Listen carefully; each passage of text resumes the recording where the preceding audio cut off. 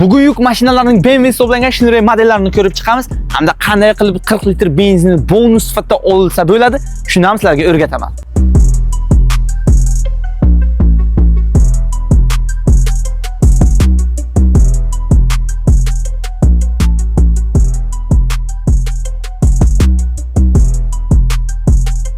Birinchi bo'lib Shinray T30 restyling modelimizni ko'rib chiqamiz. Oldi oblisovkasi ko'rib turganlaringizdek BMWga o'xshab qilingan.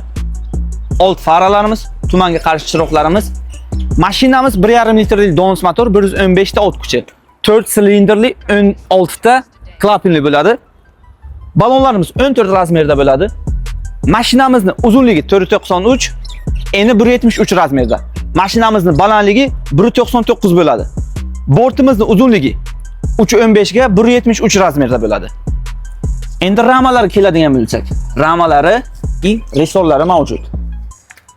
Orqa resor, oldi amortizator bo'ladi. Mashinamiz 2 tonnagacha bo'lgan yukni bemalol ko'tara oladi. Endi saloniga o'tamiz. Xo'p, salonimizda charm o'rindiqlar, kabina kattagan hisobiga sidenamiz bemalol yotadi. Xullas maza qilib ketasizlar. Elektr kuchaytirilgan rul. Mashinamiz kaliter pultli bo'ladi.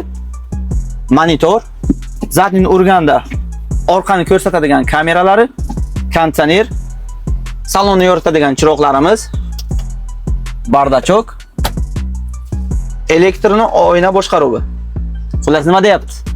Endi orqa qismiga keladigan bo'lsak, bu yerda Shinray yozuvlari, T30 modellari, orqani ko'rish kameralari, pastki qismida zapaska balon bo'ladi.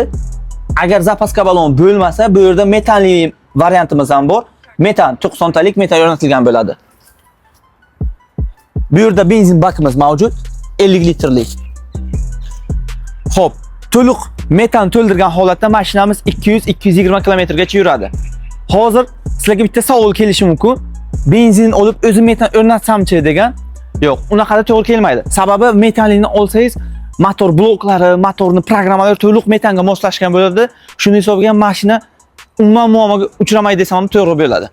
Benzinning narxi hozirgi kundagi narxi 163 million 125 ming so'm, metanlikning narxi 173 million 125 ming so'mni tashkil qiladi.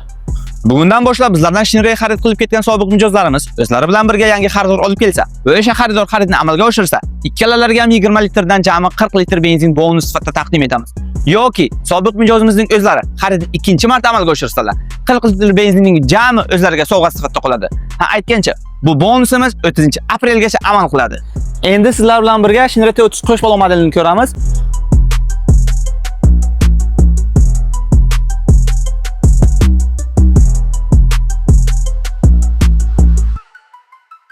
Purchase your tracks today.